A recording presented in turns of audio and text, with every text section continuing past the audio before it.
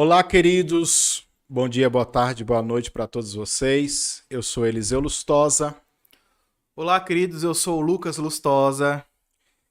Meus queridos, olha só. O nosso propósito hoje aqui é fazer um modelo de podcast, né? Não é bem um podcast assim, que a gente ainda não tem todo o equipamento. Mas hoje nós pegamos um tema que é um tema que está famoso agora, né? Que é para falar sobre os psicopatas. A mente dos psicopatas.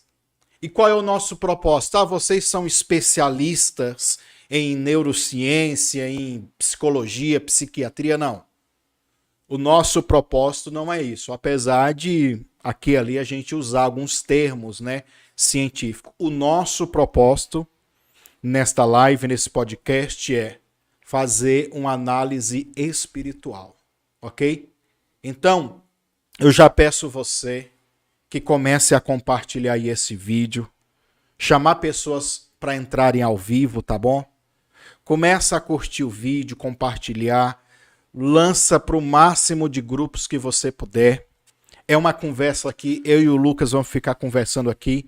Eu vou apresentar para vocês aqui muita Bíblia, coisas espirituais, que ao longo de anos eu tenho adquirido, né, esse conhecimento por trabalhar com libertação.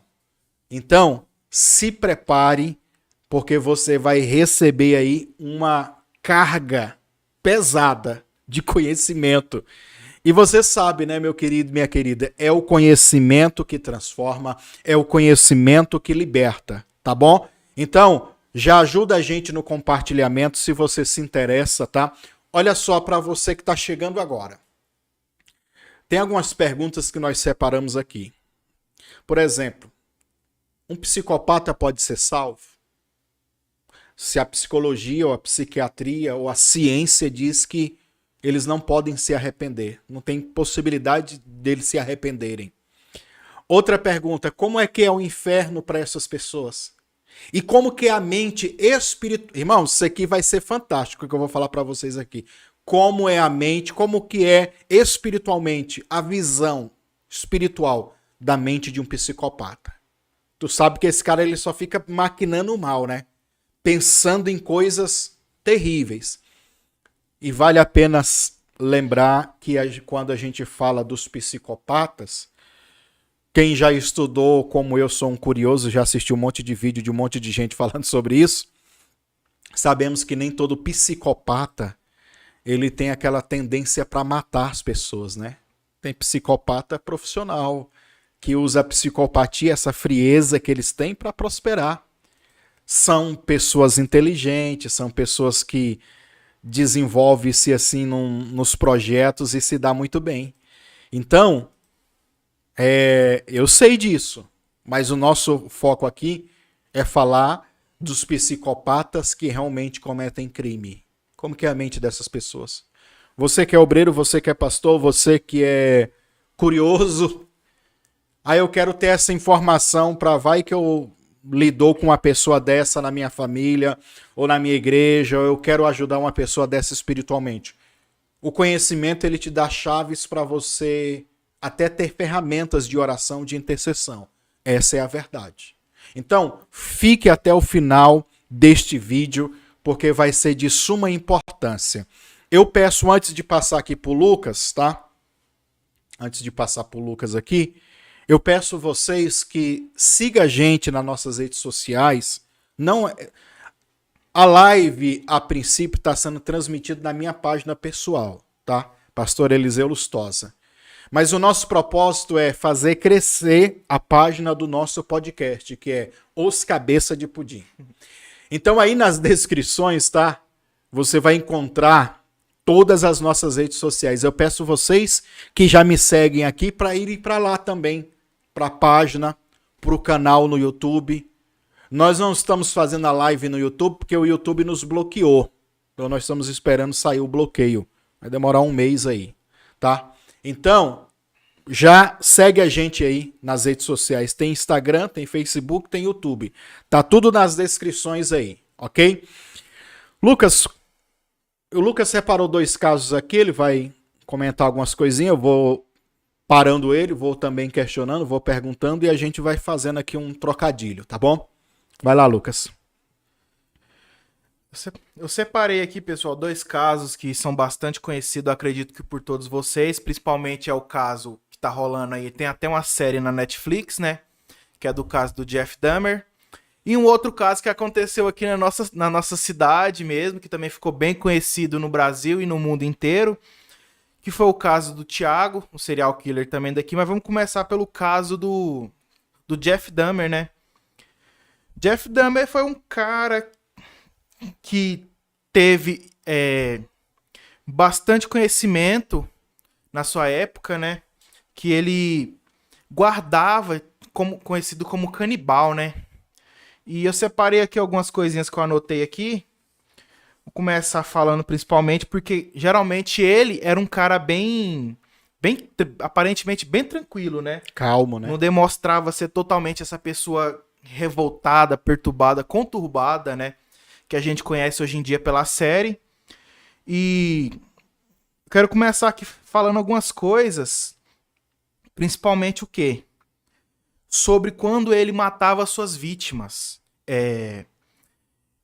Teve até um vídeo um tempo atrás que o Eliseu fez relacionado sobre até isso também, né?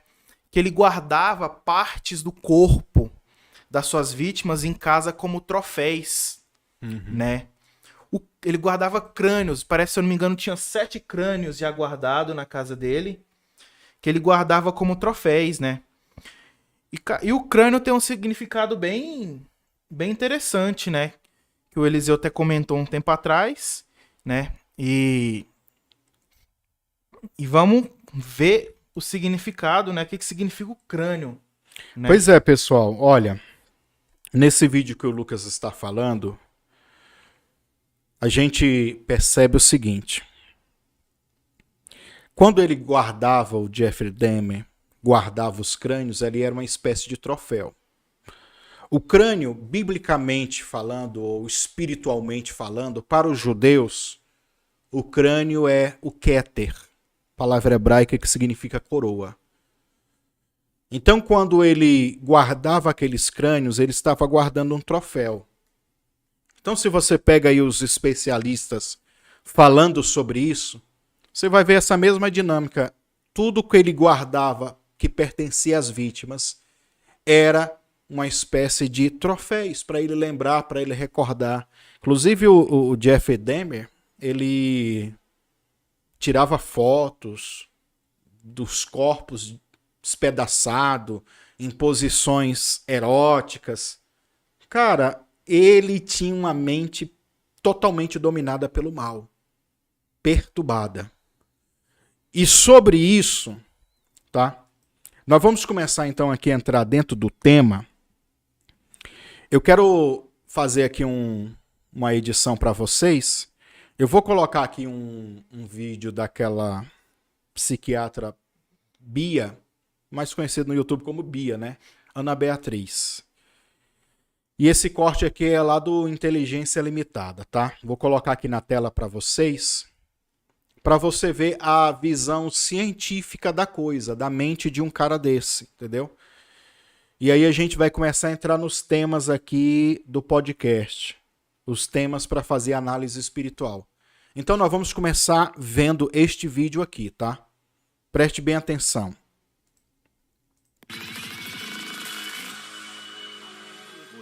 Mais do que eu, deve achar fascinante a mente. Porque Acho. a gente está numa época muito maravilhosa de descobertas e avanços, né?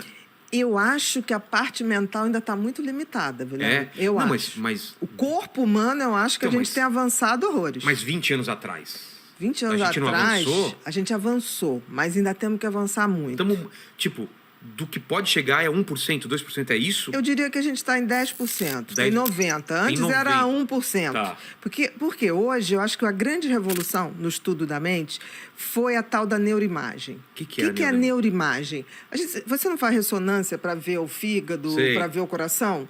Quando a gente começou a fazer a ressonância do cérebro, no início você falou assim, sim, você está ali o órgão cérebro. Depois começou a se descobrir que você podia fazer ressonância estimulando o cérebro a funcionar.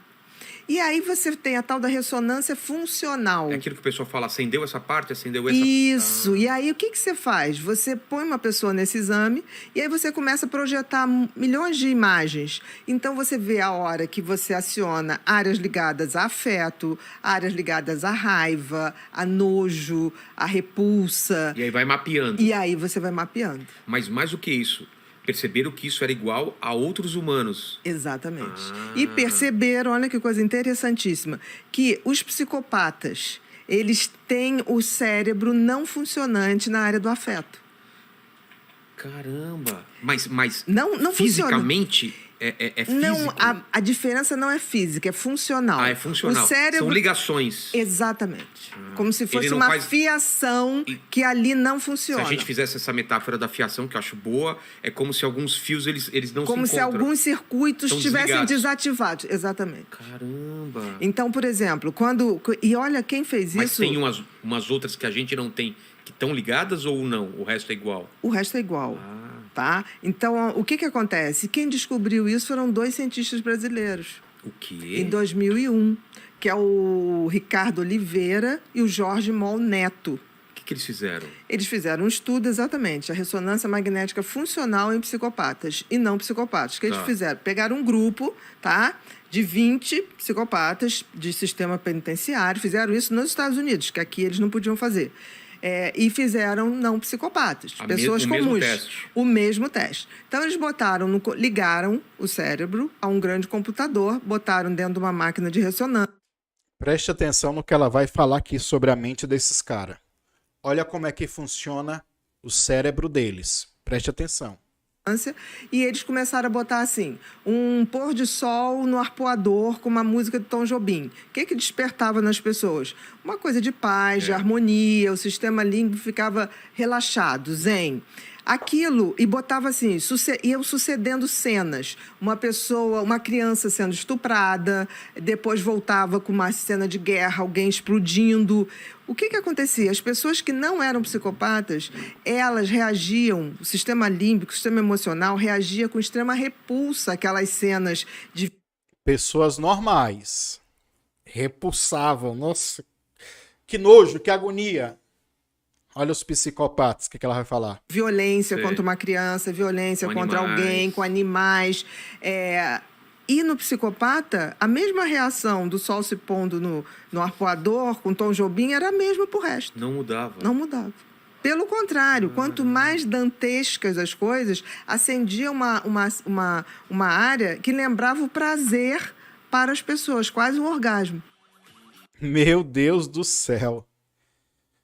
Aquelas cenas do povo explodindo, atos sexuais pervertidos, as pessoas normais repulsa. Psicopata, até sensação de prazer, semelhante a um orgasmo. E aí o que a gente pensa? Agora a gente vai começar a entrar aqui então na conversa, como que é a mente de uma pessoa dessa. Você sabe que biblicamente existe um pecado chamado impureza. Está lá nos frutos, está lá os frutos do Espírito e fruto da carne, Gálatas capítulo 5. Isso é a tarefinha de crente que começou agora. Pessoal, antes de continuar aqui, tá? Eu tô vendo aqui que tem umas 40 pessoas assistindo, só 5 compartilhamentos. Tá errado isso aí. Ajuda a gente aí, pessoal, tá? Começa a compartilhar aí com todo mundo, marca o nome das pessoas. Já até bani um aqui que tava falando besteira, tá? Pessoal, vou te contar, viu? A militância política é forte, viu? Então ajuda aí, tá? Olha só. A primeira pergunta que as pessoas me fazem é: como que é a mente de um psicopata? Depois o Lucas vai fazer outras perguntas aqui para mim, mas eu já quero entrar dentro desse tema. Deixa eu falar algo para vocês.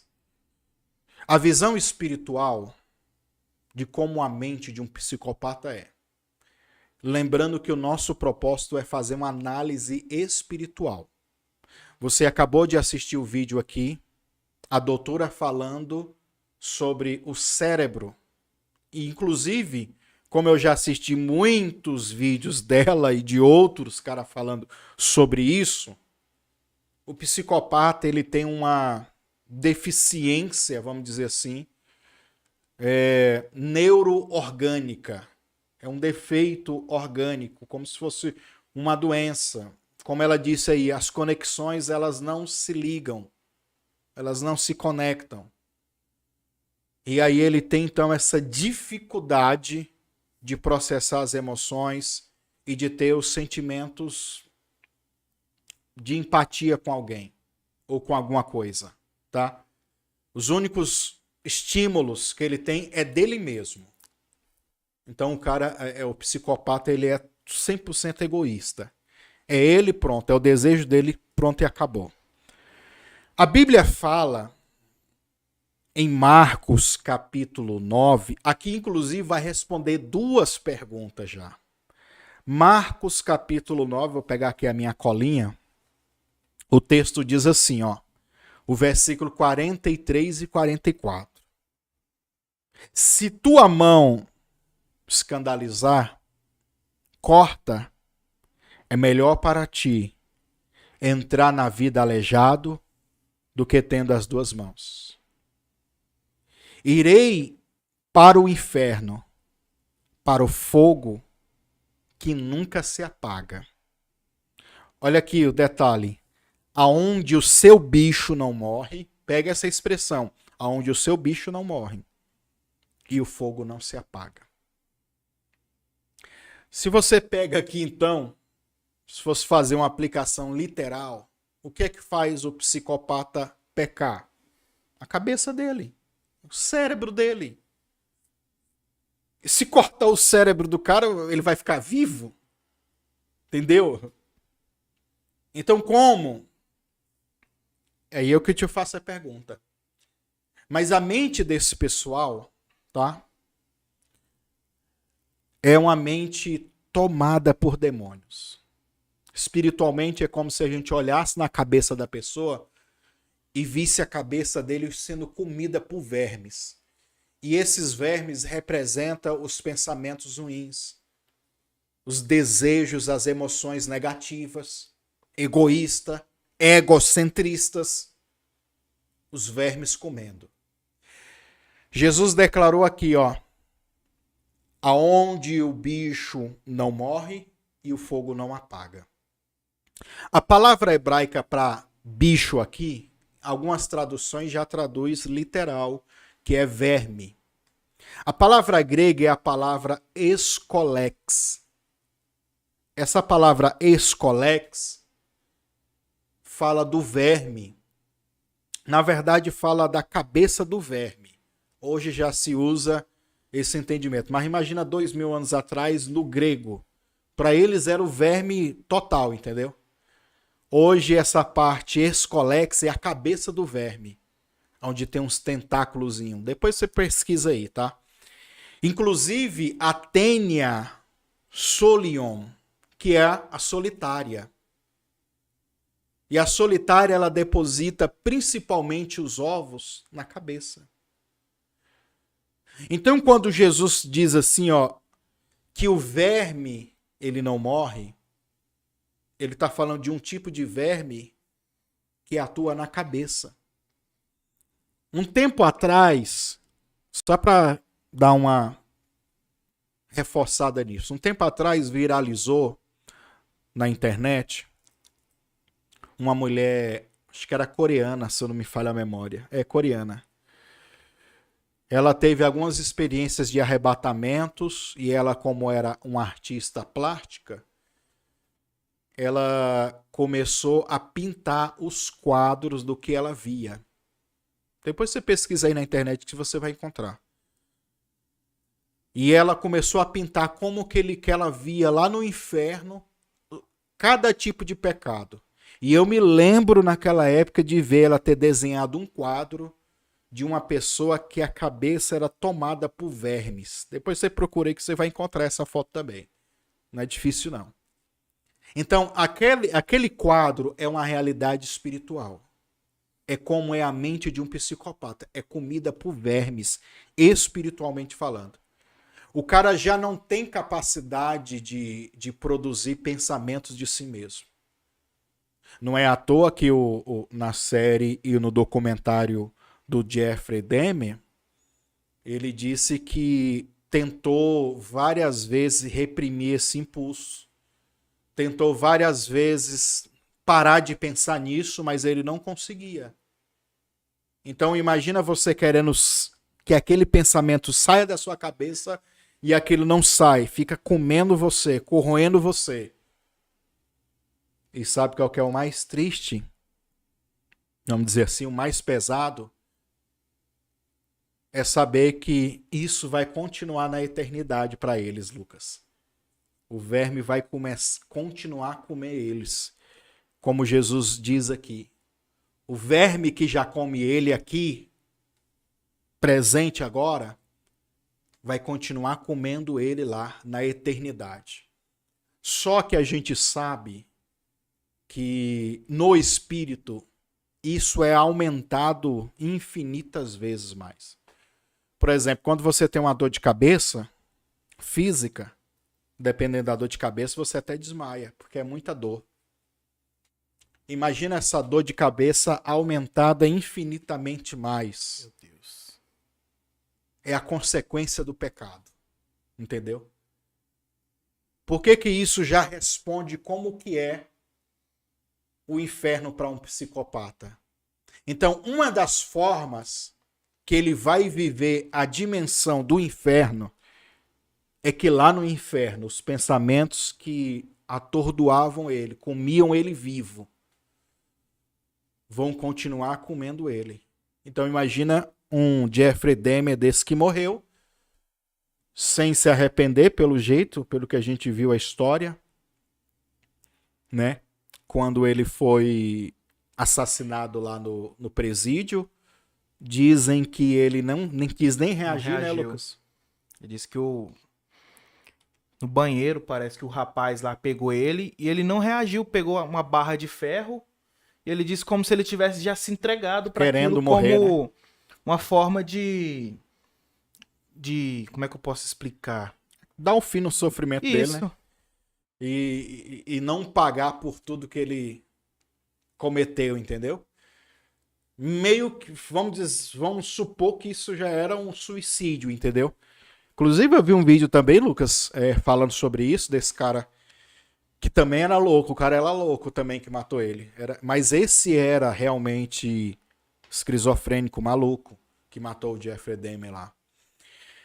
E ele disse que o Jeffrey Dahmer, quando ia comer lá na cadeia, olha o nível do cara. Ele desenhava com a comida dele, com arroz, com feijão, vamos dizer assim, com a carne, um coração, uma cabeça, para de certa forma ele reviver tudo aquilo que ele viveu lá fora da cadeia. O maluco que matou ele disse que via isso e quando enxergava isso via como uma afronta. Uhum. Aí que ele ficava com mais raiva, entendeu? Maluco.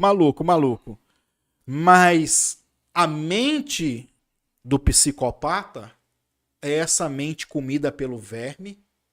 Inclusive, Isaías tem a mesma referência que Jesus usou. Vou ler Isaías aqui porque é interessante. Isaías 66, 24. E sairão e verão os cadáveres. The Walking Dead, os mortos-vivos, tá? Os cadáveres dos homens que prevaricaram contra mim. Porque o seu verme nunca morrerá. E nem o seu fogo se apagará. A mesma expressão que Jesus usa. E será um horror para toda a carne.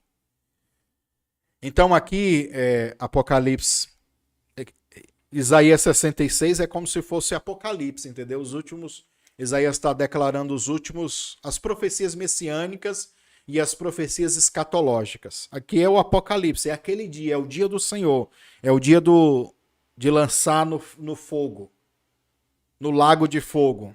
E ele está dizendo aqui, ó, e sairão, vão se apresentar. Os homens que pecaram, que prevaricaram, que foram contra, que praticaram pecados, iniquidade, aí que envolve todo mundo. Anticristo, falso profeta, besta, os amantes da mentira, todo mundo, né? E a Bíblia chama, não é um corpo normal, é o cadáver. Porque o estado de iniquidade faz o espírito apodrecer. Então, imagina um cadáver comido por bicho. Agora você imagina o corpo todo. Não só a mente, mas o corpo todo. Aí você lembra das cenas da série do The Walking Dead. É aquilo. No último dia, eles vão se apresentar diante do Senhor. E está escrito aqui, ó, porque o seu verme nunca morrerá. E nem o seu fogo se apagará. E serão um horror para toda a carne. Da mesma forma que se sente dor física, eles vão sentir espiritualmente. Só que ampliada milhares e milhares de vezes. Entendeu? Você falou agora disso, né, dos bichos comendo a mente. Eu me lembrei de um rapaz que era um conhecido nosso, um amigo nosso de muitos anos. Inclusive, ele teve um fim trágico também. Ele disse que uma vez ele sonhou que ele estava num lugar como se fosse o inferno, sabe? E ele disse que lá ele estava numa fila. Presta atenção. Eu acredito que isso também possa ter a ver alguma coisa relacionada a isso. E ele disse que lá ele estava numa fila e lá tinha como se fosse um moedor de carne gigante. Uhum. Que lá nesse lugar tinha uma fila e essas pessoas iam pulando dentro desse moedor de carne. E ali ele disse que nesse sonho, cada dia que passava, era como se ele fizesse tudo de novo. Todos os dias ele pulava nesse moedor de carne. Ele disse que sofria, sentia essa dor Vivia um lá. loop, né? Vivia um loop como se fosse algo infinito, sabe? E aí, você falando disso da eternidade, eu lembrei desse sonho que ele teve, né? Acho que você até sabe quem que é o Alisson, né? Ele teve um fim trágico, enfim. Inclusive, você falou isso, eu lembrei. Eu ouvi o Júnior comentando isso comigo. Isso. Inclusive, nesses períodos que ele estava tendo esses sonhos, né? Que eu chamo de visão. Ele teve experiências, essa foi a verdade. Porque ele estava num estado clínico de enfermidade muito grave, entendeu? Então, quando a pessoa está lá sedada, está naquele estado de entre a vida e a morte, né? O mundo espiritual. Ele teve essas experiências, né? Então ele viu os cativeiros espirituais, como é o mundo espiritual. E ele caía no moedor de carne, sentia a dor física, acordava com aquela dor, e no outro dia tinha o mesmo sonho, e o que acontecia no sonho parece que se materializava fisicamente nele, né? É isso que é o mundo espiritual, entendeu? Então, a realidade espiritual ela é muito mais ampla, tá? Então, o mundo espiritual ele tem esses segredos, essas coisas, tá? E pra gente continuar aqui, um entendimento bacana pegando aqui o gancho, se esses caras não se arrependem porque eles têm um problema neuro-orgânico, será que eles podem se salvar? Porque qual que é a porta para a salvação? Arrependimento. Se está comprovado, tá? Qualquer um que analisar, que pesquisar, que ouvir esses, como a Ana Beatriz, a doutora aí, eu já vi muitos vídeos dela, eles não se arrependem. Eles não sentem essas emoções de fraqueza que a gente tem, entendeu? Eles não sentem. E não é só aí eu repito, não é só o psicopata que vai matar. É o psicopata que vai prosperar, que é inteligente, que não vai usar a sua psicopatia para matar. É aquela pessoa que você ora, que talvez é o seu esposo, seu pai, seu irmão, que você fala de Deus para ele é só lógica. Porque o psicopata ele é 100% lógica, 100% razão e nada de emoção, entendeu? Então ele não consegue conectar com a fé, com a religião, com o corpo de Cristo, com as pessoas, porque ele não tem empatia alguma, entendeu? Ele pode ter interesse para manipular, para enganar. Por isso também tem, eu acredito sim, que deve ter muitos psicopatas em igreja, líderes, um monte, entendeu? É o que mais tem. Tá? Então, a pergunta é, surge o questionamento. Porque ó, eu vou ler aqui para você para ficar melhor ainda. Ó. Paulo diz o seguinte, aí quem tiver ao vivo, que quiser fazer pergunta, faça a pergunta aí que a gente tenta responder, tá? Sobre o tema, lógico, né? Paulo diz o seguinte em 2 Coríntios 7, versículo 9 ao 10. Agora folgo, que em outras traduções me alegro, não porque fostes contristados, mas porque fostes contristados para o arrependimento. Pois fostes contristados segundo Deus, de maneira que por nós não padecestes dano algum. Porque a tristeza segundo Deus opera o arrependimento. O psicopata ele não sente essa tristeza. Ele sente quando ele se frustra, quando ele não quer aquilo que ele quer. Você entendeu? Mas pelos outros, não. Tá? Porque a tristeza, segundo Deus, opera o arrependimento para a salvação, do qual ninguém se arrepende. Mas a tristeza do mundo opera a morte. O que é a tristeza do mundo? É o cara sofrer uma experiência para se arrepender. Não tem aquela expressão, aquele ditado que a gente usa na igreja? Se você não vem pelo amor, vem pela dor? Basicamente isso. A pedagogia da dor, o sofrimento, ele aproxima as pessoas de Deus porque gera essa fragilidade, gera esse arrependimento, gera esse sentimento, entendeu? Para o psicopata, não. Ele não vai ter esse... Na verdade, ele é mais fácil desconectar essa realidade de Deus. Ele não quer assumir essa fraqueza, porque organicamente ele não tem essa fraqueza, entendeu? O cérebro dele, como a gente viu a doutora explicando, não processa, não consegue criar essas conexões, entendeu? Ah, mas eu acredito em milagres. Eu também acredito, né? Vamos chegar lá. Eu acredito que Deus pode operar um poder, fazer um milagre. E esses caminhos neurais, os neurotransmissores, os receptores do cérebro de um cara desse que não se arrepende, a ficha cai e o cara se arrepende. Há um período de lucidez que o cara olha para si mesmo, vê as suas fragilidades, vê quem ele é, assume e se arrepende. E Deus venha curar ele. Mas eles não têm esse arrependimento, tá? Lucas? Eu fiz uma pesquisa antes, um pouquinho da gente começar, relacionada a isso, né? A mente do psicopata, né? Que aí eu encontrei um comentário do psicólogo Alexandre Bess, que eu vou até ler, que ele disse assim, ó, voltando ao caso do Jeffrey Dahmer, né? Que ele disse assim, ó, vou ler aqui. O caso de psicopatia já está no DNA e deixa claro que a psicose não se muda.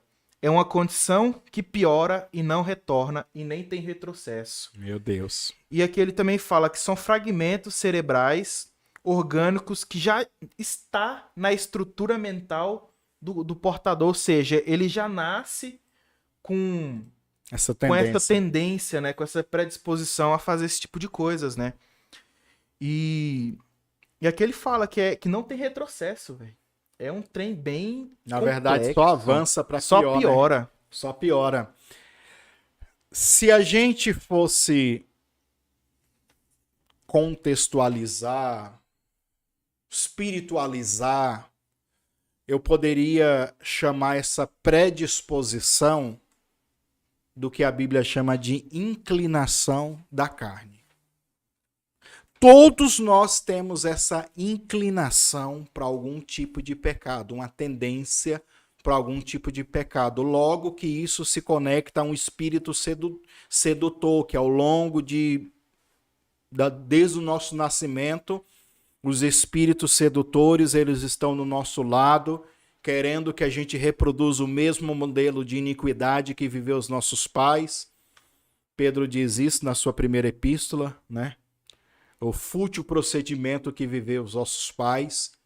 Então, por exemplo, se o pai foi pinguço, aquele espírito que andou com o pai para ele ser um alcoólatra, além da predisposição genética, espiritualmente esse espírito sempre vai estar ali, ó, cutucando, gerando momentos, situações para a pessoa também cair e ele poder entrar e continuar, perpetuar. Então hoje já, como o Lucas leu, já se prova que é algo genético e muitas vezes herdado, tá? Então a pessoa já nasce com essa deformidade na sua estrutura do DNA. Davi, ele disse que em pecado a sua mãe concebeu, mas dentro do ventre da mãe dele já foram geradas as iniquidades. Ele foi formado pelas iniquidades. Então, prova novamente que a visão bíblica para isso é uma verdade, tá? É algo que realmente está conectado ao mundo espiritual. Ah, sim. A Maria tá perguntando. Maria Galindo tá perguntando o seguinte: se ele nasce assim, ele tem culpa das coisas ruins que faz? E eu vou dizer para você que sim. Por que ele tem culpa? Porque isso já foi provado também cientificamente. Eles não são loucos, eles são conscientes, eles fazem as coisas conscientemente. A diferença deles para nós é que a gente se arrepende, eles não. Entendeu? Que a gente sente nojo, eles não sentem. Para eles é prazeroso, né? Fazer Alguns casos. Aí a gente pode entrar no outro caso, Lucas. Sim. Do Tiago, né? Sim. O Tiago daqui de Goiânia, inclusive, que declarou várias vezes que quando ele destruía uma vida, matava alguém, ele sentia prazer. Então, você vê o nível de perversidade. Aí volta aquela ideia da mente, entendeu? A mente comida pelo verme. E a iniquidade é isso, é um nível de pecado que a pessoa já tem até prazer. O cérebro, ele vicia no prazer. Então, imagina os vermes comendo, é porque já está uma dependência orgânica e emocional. É onde o diabo trabalha, no vício que a pessoa tem, né? Conta um pouco da história do Tiago, Lucas. Pra quem não sabe, vou dar uma resumida aqui. Apesar que todo mundo conhece, bem né? Lógico. Pouca. Tiago foi o rapaz que surgiu aí lá em meio do ano, se eu não me engano, 2014. Ele era um cara que aparentemente também parecia um cara bem tranquilo, como todos nós, trabalhava, tinha uma vida normal, né? Mas um determinado tempo ele começou a sair nas ruas pra querer procurar vítimas pra matar, gente. É um trem esquisito, porque eu pesquisei e ele fala também que ele escolhia as vítimas pela beleza. Ele escolhia a vítima pela beleza, entre idade de 14 a 30 e poucos anos, sabe? Virou um caso bem, bem chocante, porque ninguém conseguia encontrar esse cara, ele matava, e era sempre próximo dos lugares que ele matava, né? Aí eu fiz uma anotaçãozinha aqui, contando que Tiago, ele foi um rapaz quieto, sempre os caras são bem quietos, né? Que na infância, ele relata que ele sofreu bastante bullying e foi abusado aos 11 anos de idade, né? E aí ele diz que a partir desse abuso dele, ele começou a sentir raiva e gerar um sentimento de ódio. Pois bem, então, já que você falou nisso, quando eu assisti os vídeos dos especialistas, uma coisa que fica clara sempre, eles comentam, é sobre os gatilhos. A pessoa nasce, tá? Psicopata. Repito, vou frisar novamente. Nós estamos falando dos psicopatas que vão para a vida errada. Vão para as perversões da vida, vamos dizer assim. Não estamos falando dos psicopatas que não vão desenvolver a sua psicopatia para o crime. Eles não vão desenvolver, vão ser psicopatas bons, que vão ser grandes líderes e tal. Não, nós estamos falando dos psicopatas que, por um motivo ou outro, resolveram usar essa frieza deles para cometerem crimes e se tornaram quem são, né? Os gatilhos. Todos os especialistas vão falar coisas semelhantes como o ambiente familiar, o que eles sofreram na infância, a fase de hormônios, como o Jeffrey Dahmer, a partir dos 14 anos ele já começou a ter esses pensamentos, esses desejos, essas vontades. Então a coisa começou para ele, e é bem na época do ciclo hormonal, né? Aí vai o descobrimento do corpo, aquelas coisas tal.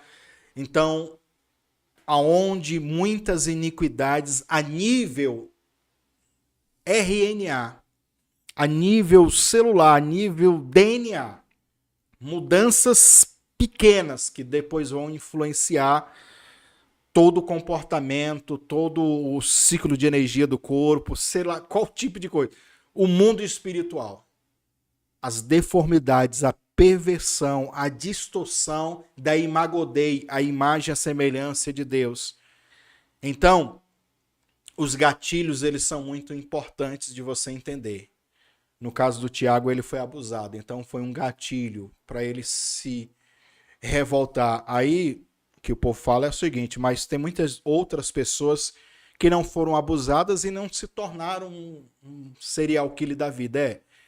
Para eles usam essa desculpa, né, vamos dizer assim, essa dor, para justamente ter desejo para matar, para justamente ter essa força para destruir a vida das pessoas. E esses gatilhos, eles podem ser um abuso, pode ser uma traição, pode ser um relacionamento mal resolvido entre pai e mãe, entre namoro, alguma coisa assim. Sempre vai ter algum gatilho psicológico ou emocional que vai ativar isso na vida dessas pessoas. Se você olha, aí eu vou falar dentro da linguagem do crente.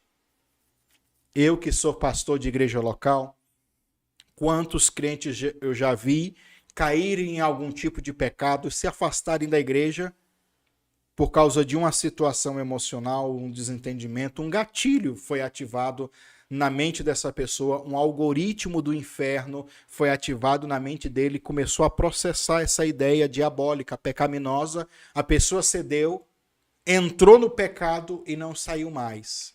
E como a Bíblia diz, um abismo chama o outro abismo, entendeu?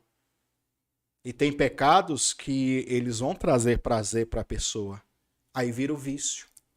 Aí é que tá. Quando tá viciado no pecado, aí chega aquele momento de banalizar a graça. Aí eu peco, me arrependo, mas depois eu peco de novo, aí eu me arrependo, eu peco de novo, aí vira essa bola de neve, essa gangorra, sobe e desce. Para quebrar isso, tem que ter muita determinação, tem que desviciar o cérebro, vamos dizer assim. Tem que orar para que a mente seja da mente da pessoa. Esses vermes que come sejam queimados pela glória e começar a adestrar a mente da pessoa com outro tipo de informação na mente. Aí Paulo vai dizer, o que pensamos? Tudo que é honrado, tudo que é bom, tudo que é honesto, tudo que é boa fama, é nisso que nós devemos pensar. É nisso que nós temos que buscar.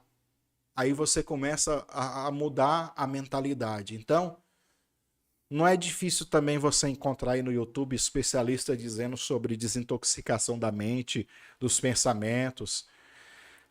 O cérebro, ele vai desintoxicar de toda dependência hormonal e química e de algum estímulo de prazer com 21 dias, entendeu? Em 21 dias, inclusive, é que você começa a criar um hábito. Não, eu quero orar. Começa a orar 21 dias. Quando chegar a 21 dias, vai ser mais fácil. Você cria um hábito. Aí, às vezes... Por que tem pessoas aqui que estão nas campanhas de oração comigo e falam, apóstolo, quando o senhor fica 2, 3 dias, uma semana sem postar, eu sinto falta de orar. Porque criou um hábito. cérebro dele já viciou naquilo. Então causa uma dependência. E são dependências boas para orar, para buscar Deus, para falar com Deus. Aí quando a pessoa não tem, ele sente falta, né? É bem complexo. Voltando no caso, né? Tem uma parte aqui que eu achei bem interessante, que ele fala o seguinte, né? No caso do Tiago, deixa eu ler aqui para vocês. Que ele fala que quando ele ia praticar seus crimes, ele disse que sentia como se ele tivesse outra personalidade, como se outra coisa tomasse ele, né? E nisso também ele fala que quando ele estava prestes a realizar o crime, né? O ato, ele disse que seu corpo começava a esquentar muito. Esquentava muito. E só acabava quando ele terminava de matar aquela vítima, né? Inclusive, você comentando isso, quem assistiu assim o discurso da vítima que escapou do Jeffrey Dahmer, tem aí no YouTube, inclusive, aquele morenão lá, que eu esqueci o nome dele. Ele fala assim que quando ele colocava os filmes para assistir lá, o filme de terror, O Exorcista e outros lá, o Jeffrey Dahmer ficava falando coisa com coisa, balançando o corpo. Sim. Como se ele entrasse num transe, entendeu? Ali, certeza que já era ali uma manifestação diabólica. No documentário da Netflix, não na série, no documentário, há algumas vezes que o Jeffrey Dahmer reconheceu que às vezes ele cometia os crimes e algumas coisas ele não conseguia lembrar. Ele perdia a consciência, como no primeiro crime mesmo, ele acordou e pronto, a pessoa tá ali morta. E agora, o que eu faço? Entendeu? Que ele não lembra. Entendeu? Ele não lembra. E na hora do crime mesmo, tá?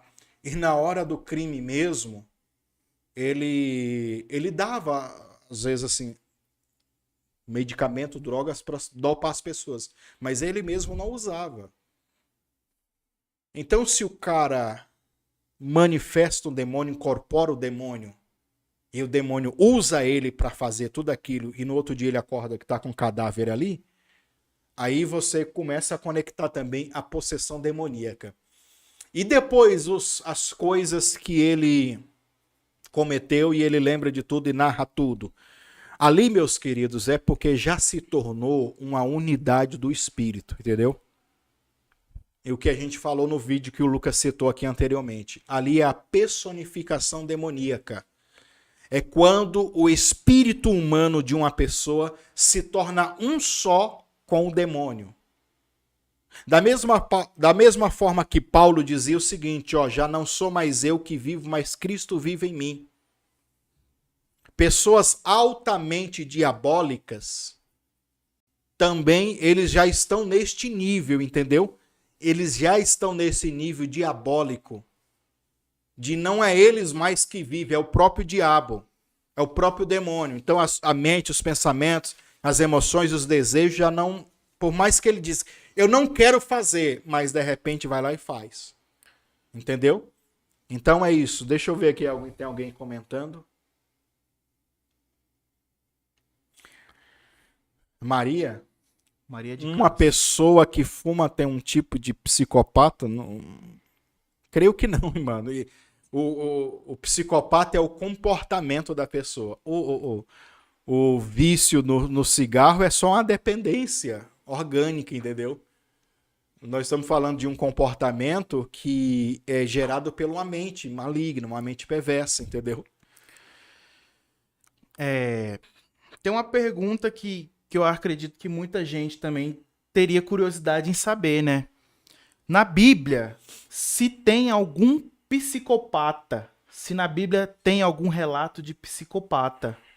Um personagem, uma algum pessoa. Algum personagem. Uai, meu Deus. Deve ter, né? Assim, mas pra dizer assim, fulano de tal era...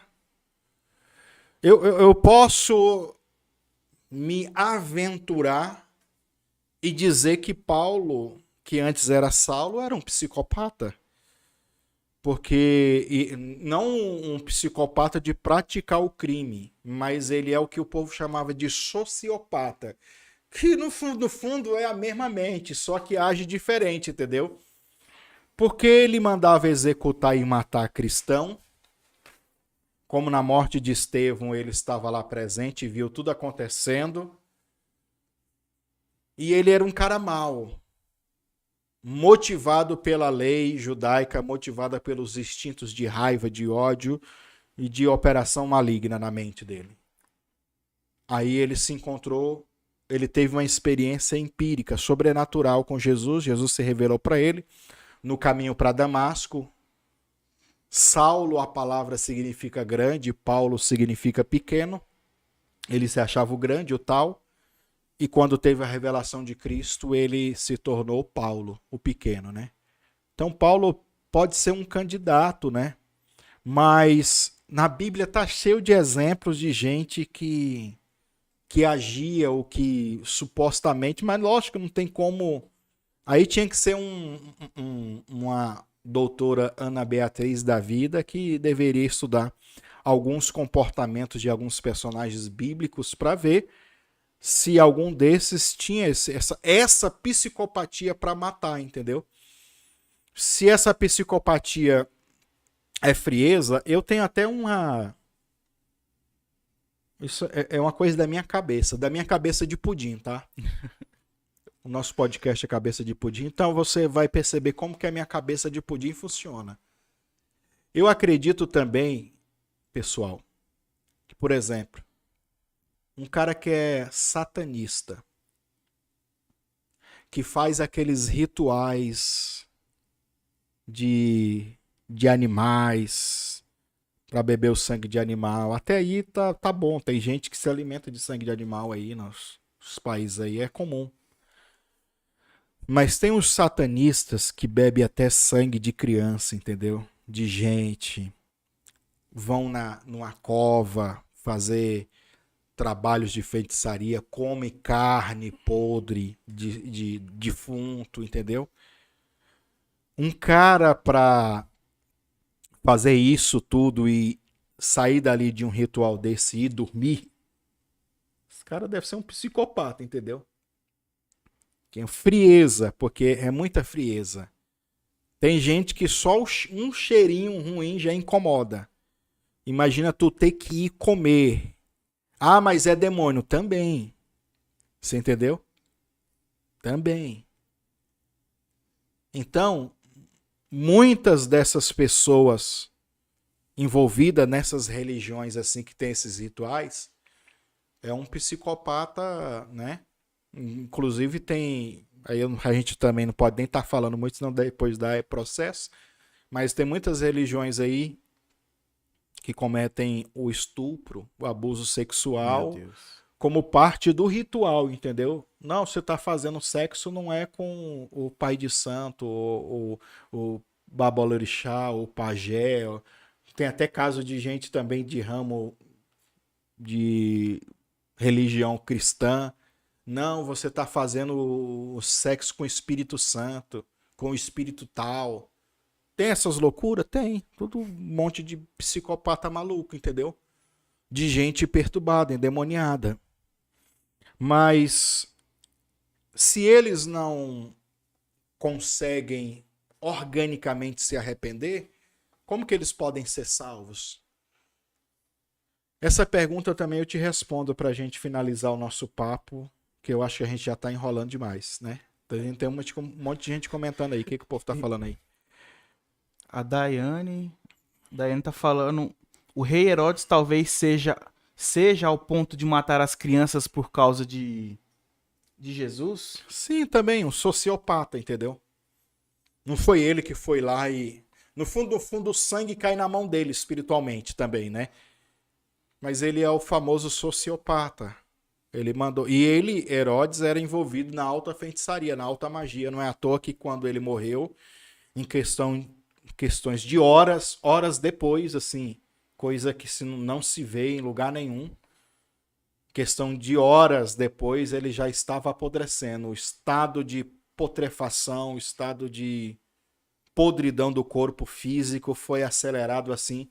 E todo mundo que trabalha com feitiçaria, na alta magia, quando morre, o estado de putrefação, ele é acelerado.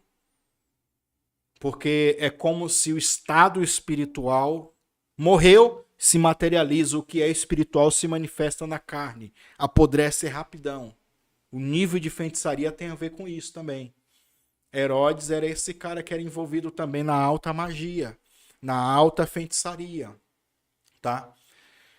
Mas, pra gente finalizar e ficar bem bacana o entendimento, ó, deixa eu dar uma explicação para vocês.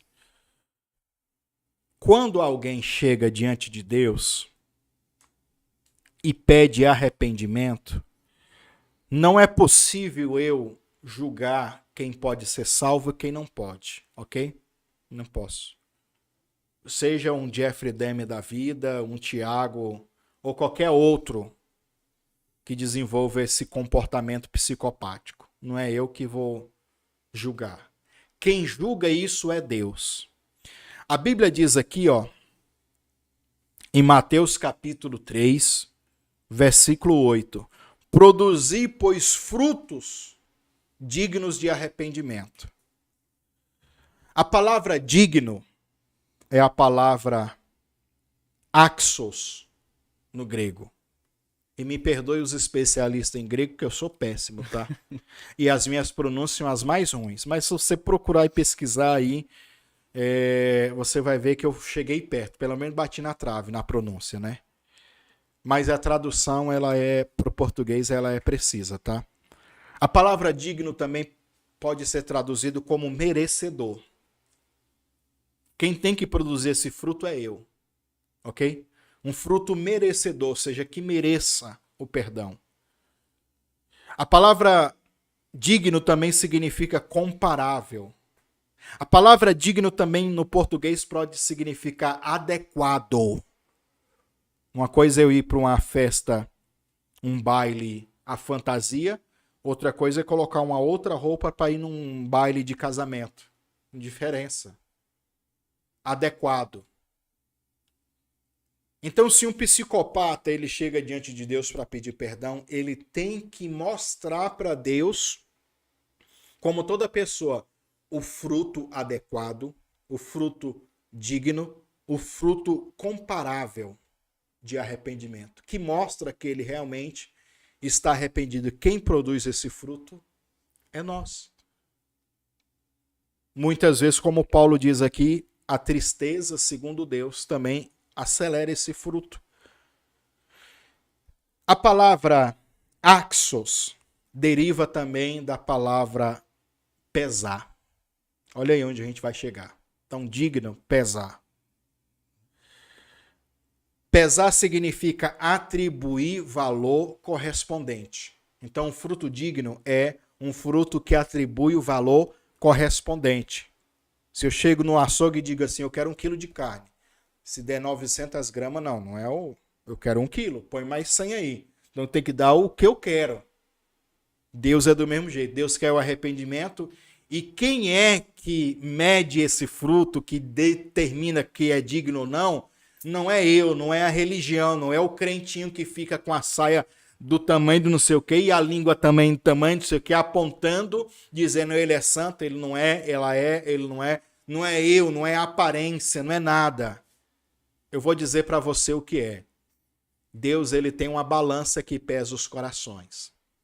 Olha que loucura. Dá um corte já aí. Deus tem uma balança que pesa os corações, tá?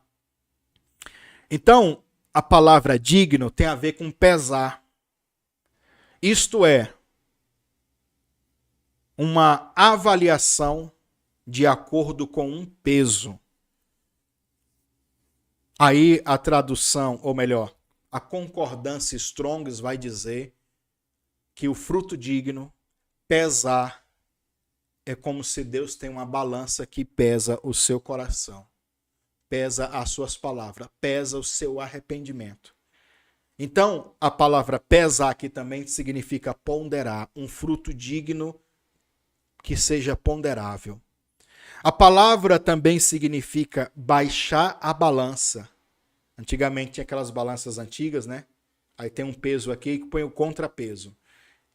Então, quando o cara chega para se arrepender, tá aqui o peso do pecado e aqui o coração. Então tem que igualar.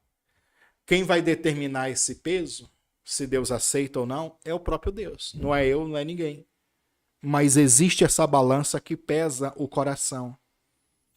Então, a palavra digno significa também um valor semelhante.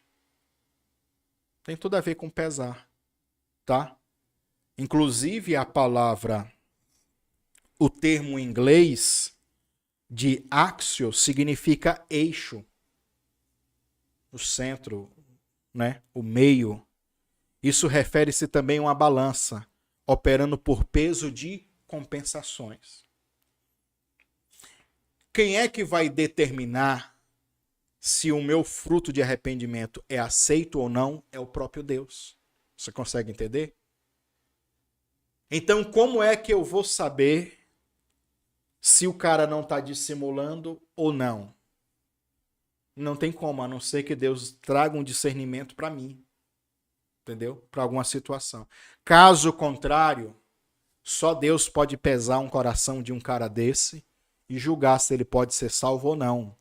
Porque daí é como a irmã falou. Se ele já nasce assim, se ele tem essa deficiência, que também não impede ele ter consciência, não impede ele ter a lógica, impede ele ter as emoções. Só que não é emoção. Porque emoção qualquer um pode enganar. Você pode chorar aquela lágrima de crocodilo. Não é aquela lágrima de arrependimento. Então a questão não é apenas a emoção, é a consciência. Então se o cara tem a consciência, uma coisa é o cara falar assim, eu quero aceitar Jesus, ele vir rindo, alegre, como eu já vi muitos, entendeu? Outra coisa é o cara chegar, eu quero aceitar Jesus chorando, arrependido, quebrantado. Então nós temos aqui dois quadros, alguém que veio rindo, alegre, e outro que veio chorando.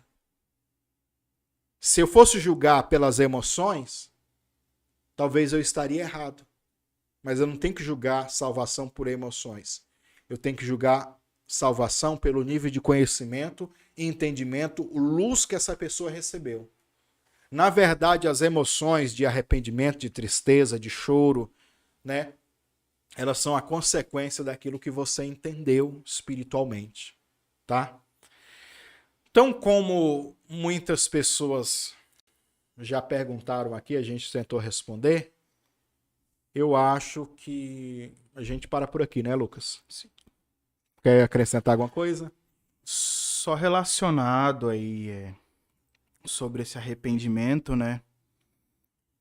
Tem uma parte da entrevista que o pessoal faz pro Thiago. Inclusive, eles falam que ele escreveu um livro, só que parece que não deixaram ele publicar, né?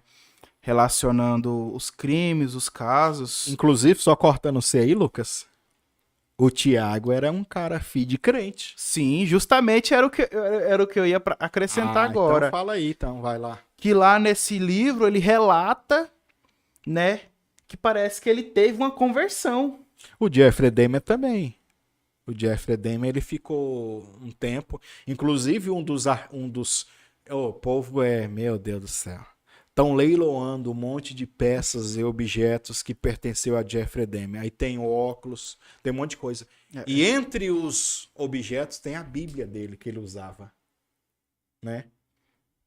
Continua, Lucas. Relacionado, né, que eles falaram que o Thiago, quando ele estava preso, ele se arrependeu e pediu, né, para ter a sua conversão, justamente nesse fato dos pais, né, serem cristãos, né, crentes, né? Mas o Jeffrey Dahmer, ele recebeu a visita de um pastor lá na cadeia que começou a evangelizar, viu o caso na televisão e foi lá evangelizar ele. E aí ele começou a receber, entendeu? Mas até que ponto ele reconheceu a palavra? Ele foi até batizado nas águas lá. Mas até que ponto ele se arrependeu de fato mesmo? Só quem vai dizer isso é Deus, entendeu? Pelas atitudes, pelo comportamento, pelo que foi apresentado, pelo que a história diz, É difícil, entendeu? É difícil de falar, não, ele foi salvo, não, ele foi pro inferno. Tem como. Aí é Deus que colocou o coração dele na balança e pesou. Não, esse fruto eu aceito, esse fruto ele é compatível, esse fruto ele pesa o tanto que eu quero que pese, entendeu? E tem isso também, às vezes o fruto que Deus pede para você pode ser um peso e para mim pode ser outro. Entendeu? O arrependimento para você é uma coisa e para mim é outra. O sentimento para você é uma coisa e para mim é outra. Entendeu? As suas fraquezas, talvez é as minhas fortalezas. As minhas fortalezas, talvez é as suas fraquezas. Então, é Deus que entende todo mundo, gente. Né? É Deus que entende todo mundo. É isso aí. Pessoal, a gente vai finalizar por aqui. Quanto tempo já enrolando aqui? O povo tá gostando aí, né? Pelo que eu tô vendo. 1 hora já. Meu Deus do céu. Cristo amado. Irmãos, esse modelo é um modelo que a gente quer fazer sempre aqui, entendeu? Não é só comentar política. Eu bloqueei aqui alguns aqui que estavam comentando. O cara tava falando, comentando aí, que tava me denunciando pro FTF. Por eu espalhar fake news. Da onde, meu Deus? Fake news da onde, entendeu? O que eu tô comentando sempre aí, os comentários de política, é só de coisas que tem lógica, entendeu? Eu não tô doido da cabeça para ficar espalhando fake news, não. E quando eu não sei, eu não tenho certeza, eu falo no vídeo, entendeu? Mas deixa eu falar algo para vocês. Isso que a gente fez aqui hoje é um modelo daquilo que a gente quer fazer muito mais ampliado, entendeu?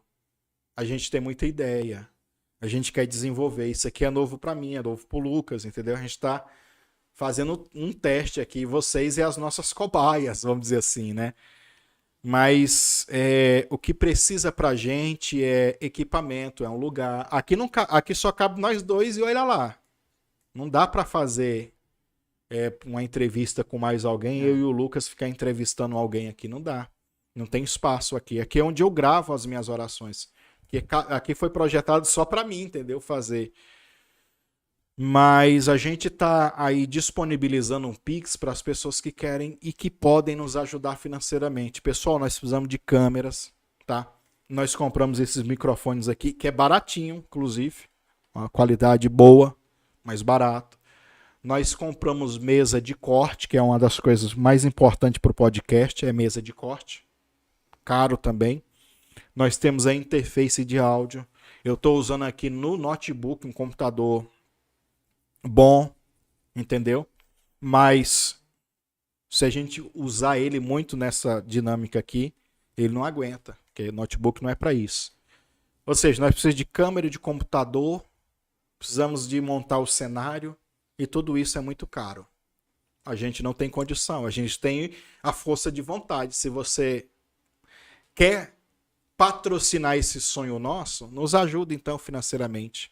Eu sou pastor de tempo integral, a maioria de vocês já me conhece, muita gente é nova aqui na página, né? Não nos conhece, eu mesmo eu sou pastor de tempo integral e dependo da obra, entendeu?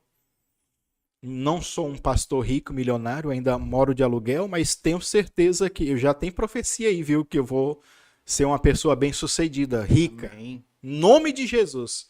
Porque o meu coração é da obra, irmãos. O meu propósito é ajudar as pessoas, entendeu? Temos trabalhos sociais na igreja, ajudamos um monte de gente. E é isso aí. Quem puder nos ajudar a realizar esse sonho pra gente ampliar isso aí, fica à vontade. O Pix está aí. Faça uma doação de qualquer valor. Aí eu não posso doar financeiramente. O seu compartilhamento vale muito também. O like, o joinha, a curtida, você indicar para outras pessoas, isso também vale muito. E aparentemente não custa nada para você. Quando você não puder ajudar financeiramente, ajude no compartilhamento, indicando, seja um vídeo de comentário, seja uma oração, seja um podcast como esse, tá bom? Tá? E aí a gente vai começar a melhorar. Aqui é só um modelinho, aqui é 1 hora. Como o pessoal tá falando aqui, os podcasts demoram 2, 3 horas, pastor. E a gente sabe, entendeu? A gente sabe que é. Mas pra gente fazer isso, a gente precisa de toda a estrutura, tá bom? Então, nos ajude aí, porque você vai ser recompensado pelo Senhor, tá bom? Desde já eu agradeço aqui a sua audiência, você que esteve conosco aí. Segue as redes sociais dos Cabeça de Pudim. Em breve eu vou parar de deixar de passar aqui para passar só lá, mas peço a vocês que estão da minha página aqui e no meu canal, vão para lá, para as redes sociais, para o canal dos Cabeça de Pudim, para a página e para o Instagram. Tá tudo nas descrições aí, tá bom? Lucas. É isso, pessoal. Só reforçando vocês que podem ajudar. Ele colocou o Pix, né? E também quem não pode ajudar, compartilhe, pessoal, porque é uma forma também da gente crescer e o crescimento vai nos ajudar, né? Tem as estrelinhas também que você pode estar mandando, né? Para um superchat. Fica a seu critério, deixa Deus te usar. E é isso, pessoal. A gente agradecemos vocês até aqui. Muito obrigado a todos. E até a próxima. próxima. Amém.